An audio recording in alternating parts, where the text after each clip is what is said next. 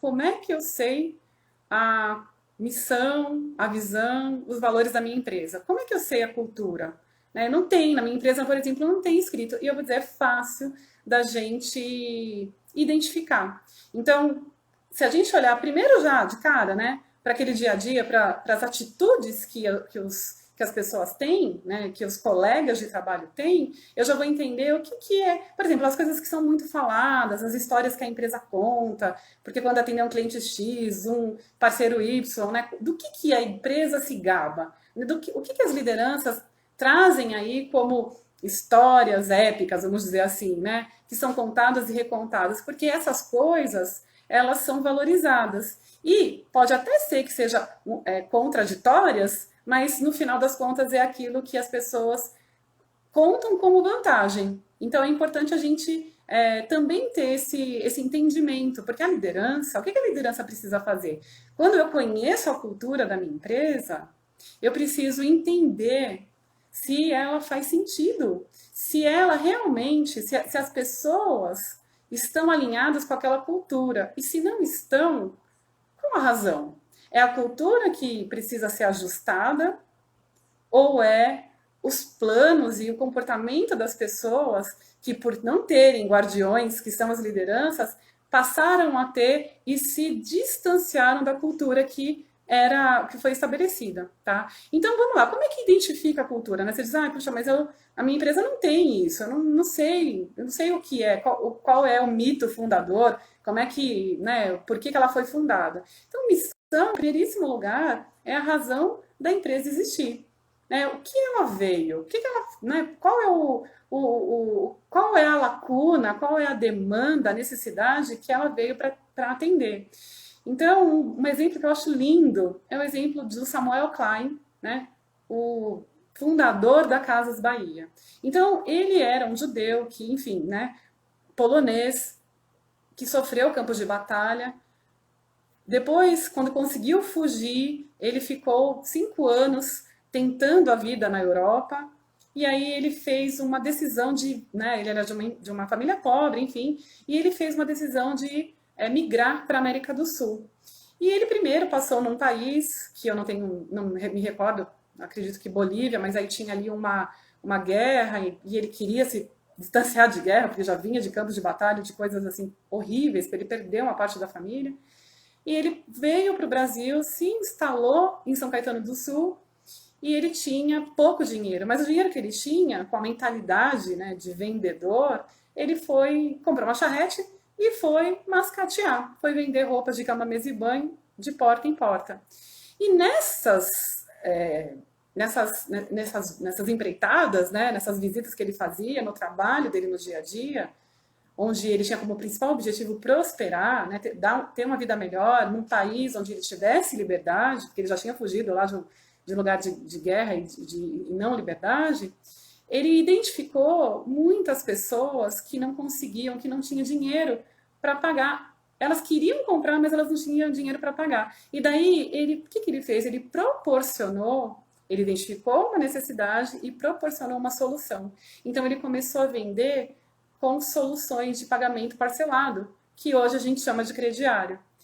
E 5 anos depois, abriu a primeira loja, que fica, né, a matriz da Casas Bahia até hoje, fica em São Caetano do Sul, e batizou, né, a loja como Casas Bahia, porque a maior parte dos seus clientes eram pessoas imigrantes, né, ou migrantes do Nordeste, que também tinham como objetivo prosperar no estado de São Paulo. Né? Então, esta foi a razão das Casas Bahia ser fundada.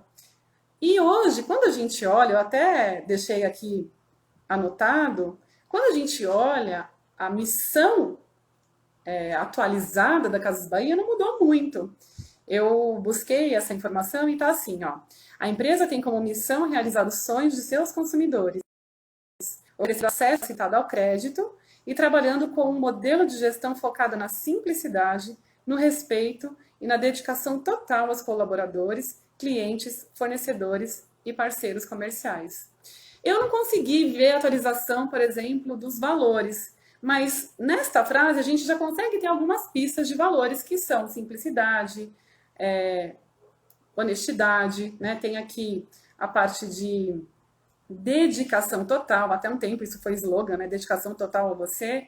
Então, simplicidade, respeito, dedicação total aos colaboradores, aos clientes, aos fornecedores e parceiros comerciais. Então, aqui a gente já começa, já tem pistas dos valores que são dessa cadeia varejista que é líder de mercado e que conquistou altíssimos, né, lugares, oferecendo crediário para pessoas que não teriam crédito em nenhuma outra loja, nenhuma outra rede varejista, cadeia varejista. Então isso e aí quando, por exemplo, claro, né, hoje a gente tem uma empresa gigantesca, hoje grupo da Via Varejo, mas quando a gente olha para trás, a gente entende que até agora, até os anos de 2021, até o ano de 2021, uma empresa que foi fundada, eu acredito que em 57, ela mantém a cultura dela. A cultura dela é isso, é realizar sonhos, é proporcionar facilidade ao crédito, né? A pessoa comprar aquilo que ela deseja e fazendo algo que as outras cadeias varejistas não fazem, né? Acho claro que hoje tem muito mais facilidade no crediário, no parcelamento, cartão de crédito, enfim, mas ele se mantém. Então foi o primeiro, ele foi o pioneiro nisso e continua com essa cultura até hoje. Então acho que isso é algo que a gente já tem aí algumas, né, vamos dizer, algumas pistas. Uma outra coisa, quando a gente olha, por exemplo, né, uma história que eu gosto também, que é o caso da Uber, que acredito que todos nós, de alguma forma, já utilizamos o serviço. E como foi? Como que a empresa, como surgiu a ideia do aplicativo Uber, que se tornou uma grande empresa também?